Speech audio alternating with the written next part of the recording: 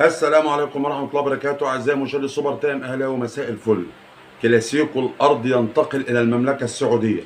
شوط أول ولا أجمل ولا أروع ولا أمتع بين الزعيم الهلال والعميد الاتحاد السعوديان في دوري روشن، بعد إقدام السعودية أو القائمين على الرياضة بالسعودية التدعيم القوي للفرق السعودية، بالأخص الأربعة الكبار: الاتحاد، الهلال، النصر، الشباب.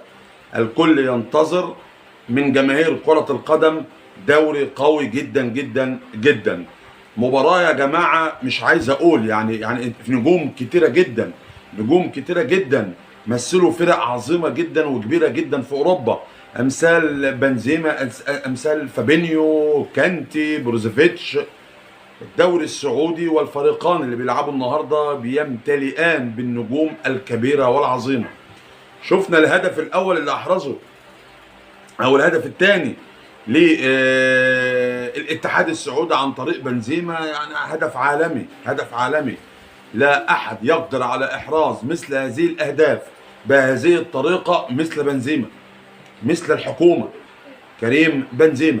الهدف الاولاني طبعا عن طريق روبينهو، والهدف الثالث عن طريق الجزائري حمد الله. فحاجه بجد قمه في الشوط الاول، وتقدم الاتحاد على الهلال بنتيجه 3 اهداف مقابل هدف واحد. ننتظر الشوط الثاني، ننتظر قمه ومتعه واثاره سعوديه على ارض عربيه في المملكه، في ملعب او استاد الملك فيصل في السعودية. ننطلق وننتظر ونشاهد الشوط الثاني. السلام عليكم.